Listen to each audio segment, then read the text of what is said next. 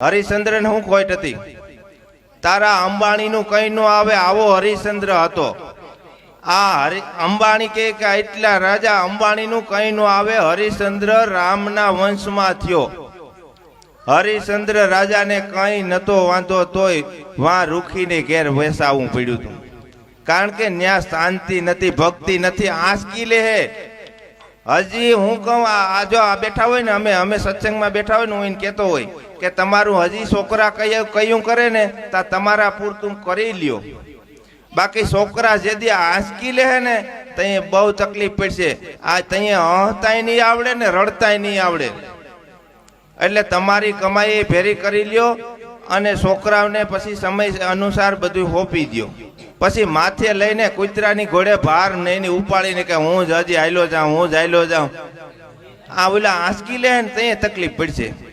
એટલે આ કમાઈ કરવા માટે દેહ દીધો, નથી કઈ ખાખા ખીખી કે ઠીઠિયા ઠોરી કરવા દીધો કે ઓલાની વાતું કરવા નથી દીધો. ઈશ્વર પાછો અવતાર દેવાનો નથી. કારણ કે આમાં તો આ જેને પામ્યું એને કીધું કે કહા બાંધું ઝૂંપડી ને કહા બાંધું ત્રાટી, આમાં કહા તેરા જન્મ હુઆ ભાઈ, કહા પડેગી માટી. આ તારી ક્યાં માટી પડશે એ ખબર નથી ને. આપણે ભગવાન ગોતી લીધા ને માતાજીને પ્રસન્ન કરી લીધા, કેમ વાત બને? કામ ન કરી દે આપણું. કોઈ પણ માતાજી હોય આમાં એવું થતું હોય કે હું ક્યાં ખોટો પડતો હોય કે એલા એ આ વાતું ભગત આવ્યું કરે તો એનું કાં કઈ ન મટે ને. ભગવાન તો કામ કરી દેવા જોઈએ ને. આ કઈ કઈ મટાડવા ને આંખનું આંજણીયું મટાડવાનો ભગવાન છે? એલા કુતરીના ને મીંદડીના ને ભૂંડડીના પેટમાં જાતો અટકાવીને તને ધ્રુવ રાજાની ઘોડે અમર પદ આપે. આ ઈશ્વર છે. આ ઈશ્વર આમાં કઈ રોગ મટાડવા વાળો છે? એ તો તમારા કર્મની જે લેખાજોખા છે એ ભોગવવા પડે. તમે જાણવા છતાં તમને ઈશ્વરે આવો દેહ દીધો. કારણ કે જેસલ તોરલ થઈ ગયા એમાં તોરલ એક ભજનની અંદર કહે છે કે આ મનુષ્ય દેહ તને મળ્યો એ કંઈક અનુભવ માટે મળ્યો. કે અનુભવી આવ્યો છે અવતાર માથે સદગુરુનો આધાર. જો અહીં કીધું સદગુરુનો આધાર હોય તો થાય. અને સદગુરુ છે એ દેહે છે ને, દેહે જ્યાં સુધી સમજાય ને ત્યાં સુધી કામ નથી થવાનું. છે દેહ રૂપી છે ને ત્યાં સુધી સમજાય ત્યાં સુધી કામ નથી કરવાનું. કારણ કે સદગુરુ તો ત્યાં બેઠો પ્રગટ થાય. જ્યાં સુધી ગુરુ નહીં પ્રગટ થાય ને ત્યાં સુધી આયા તાળું ખુલે એમ નથી. કોઈને મનમાં ફાંકવું હોય તો કાઢી નાખજો. કારણ કે આ જીરે લાખા લાવો રે કુશીને તાળું ખોલીએ તો કે કુશી મારા મેરમ ગુરુની પાસ. ગુરુજી આવે તો તાળા ઉઘડે. ઈ તાળું ત્યાં ગુરુજી બેઠો હોય તો જ ઉઘડે. બાકી ક્યાંય હવામાં નિશાન મારવાથી ક્યાંય ઉઘડવાનું નથી. કારણ કે આ તો બધો વસનનો વિસ્તાર છે. આ જથારત બોધ છે. પાનબાઈના 52 ભજનની અંદર જથારત બોધ આપ્યો છે. તો ત્યાં આપણે ગોરખનાથ કે કુશી તો એક જરાક છે, તાળું જરાક છે. તો કે રજભર તાળું ને એ તલભર તાળું રજભર કુશી, એ તો મારા સદગુરુએ ખોલી બતાવ્યો. ગાયે એક જ સેકન્ડમાં ખોલીને બતાવી દીધું. કારણ કે ત્યાંથી માર્ગ મોકળો થાય. આ દોર આ હમણાં એક વિનુભાઈ ને ગયો તો એનું ભાણેજ મને ભટકો છે, ભણે છે બિચારો, હજી તો નાનો છે. મને કે આખું ચક્ર ઉપર હાલી રહ્યું કે આ આપણો આ જે સૂર્ય ચંદ્ર ગતિમાન છે, એ બધા ગ્રહો બધા ગતિમાન છે. એક દી પાછા ખેસાણ થાય ને એટલે આ પૃથ્વીનો પ્રલય થાય.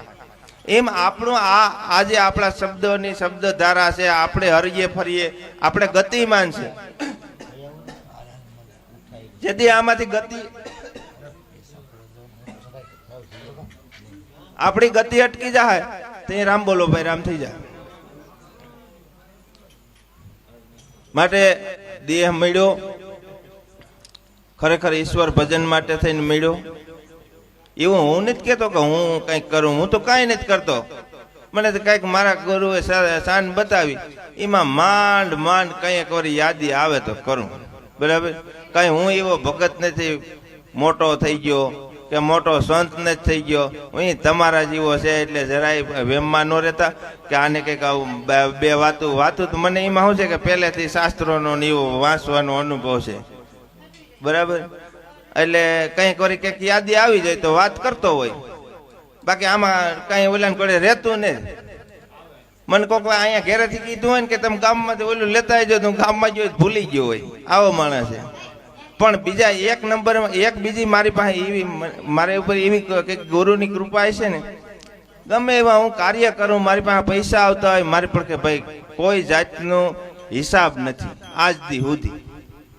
મેં હમણાં વાત કરી કે અમે 100 રૂપિયા લઈને ઉસીને વાપરતો, અટાણે લાખો રૂપિયાનો 5-6 લાખનો ઈકો લેવો તો એ રોકડે લઈને આવ્યો. આ વાત ને આમાં કરવાની આવે, પણ મારી પાસે હિસાબ નથી આવવા, મારા થાય કામ નકર નથી થતા.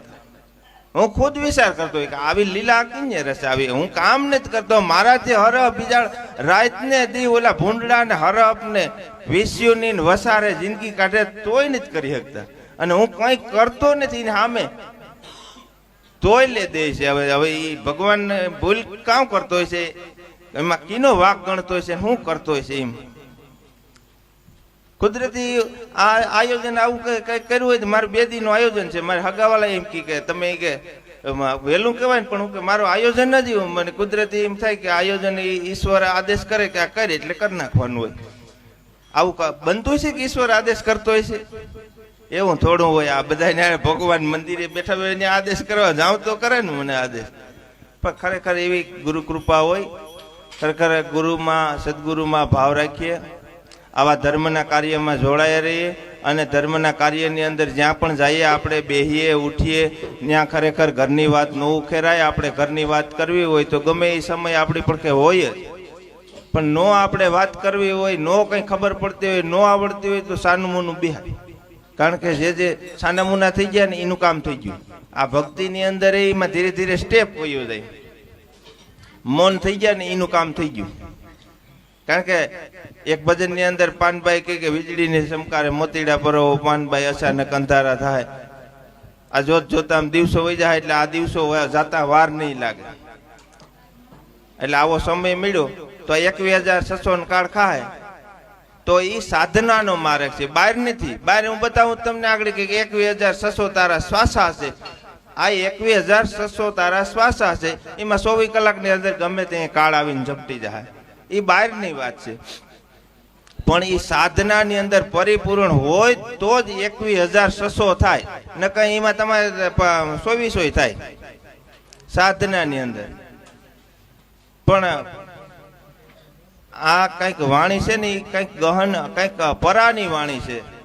આજે જે સંતોએ વાણી દીધી છે એ પરાની છે, એટલે એ કઈક સમજવી જરૂરી છે. એમાં આ સમજે તો વધારે સારું. બાકી તો આપણે જો અહીંયા પેરા થયા હોય તો કે જે ભગવાન, તો કે જે ભગવાન આવ્યા ગયા તો કે નહીં. આપણે જ્યાં સુધી આપણું કલ્યાણ કરવું હોય.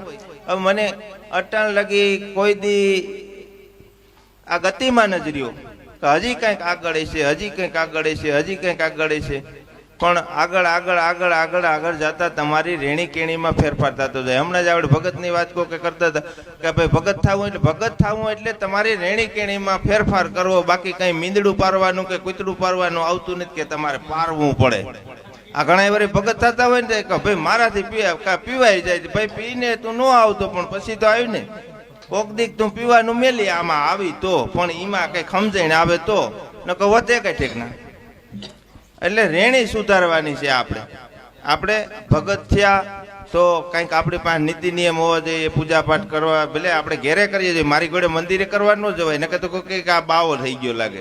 એટલે ઘેરે ભગવાનને મનાવી શકી એવું કઈ નહીં, પણ તે ધીરે ધીરે ધીરે અંદરનો આત્મા જાગૃત થઈ જાય તો કામ થઈ જાય. કારણ કે શિવપુરાણની અંદર, હું આ શાસ્ત્રોની વાત ઘણી વાર કહેતો હોય કે શિવપુરાણની અંદર બતાવે છે. મને 2 દી વાંચવા ગયો ને ત્યાં અમુક બાઈઓ આવી કે આ કે ગોર બાપુ વાંચે ને તો મજા આવે. કારણ કે ચોખ્ખું ગોર બાપુ કઈ નહીં. ગોર બાપુ તો ઘડીક થાય કઈ કે તમારે ગોર બાપાને ગાયનું દાન દેવું જોઈએ, હોનાનું બીજી ગાય બનાવી દેવી જોઈએ, પછી ગોર બાપા હાટું થઈને 5-5 પાલી ઘઉં લેતા આવજો તો એ મજા આવે.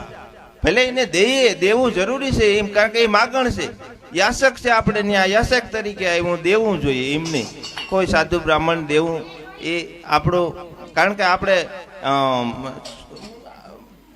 ક્ષત્રિયમાં આવીએ, શુદ્ર વૈશ્ય ક્ષત્રિય એટલે દેવું જોઈએ, ઈમાનના નહીં કે કોઈનો ઇનકાર ન કરવો જોઈએ, કોઈ પણ આંગળે આવ્યું ભલે મોટી સેફટી, પણ દેવું તો પ્રેમથી દેવું, મોઢું મોરડાવીને નહીં દેવું. ભલે ને એકવાર હું 5 વાર આવે તો પ્રેમથી દઈ દેવું, સેફટી મોટી સેફટી દઈ દેવું, જાજુ દેતા હોય થોડું દઈ દેવું, પણ આ પછી મોઢું કહાણું કરીને નહીં દેવું.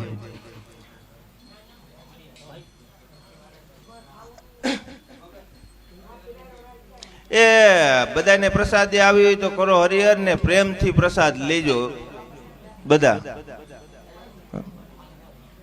મારી પાસે બીજું કઈ છે નહીં, પ્રેમ છે, પ્રેમથી આ બધું કાર્ય કરું, પ્રેમથી કરું.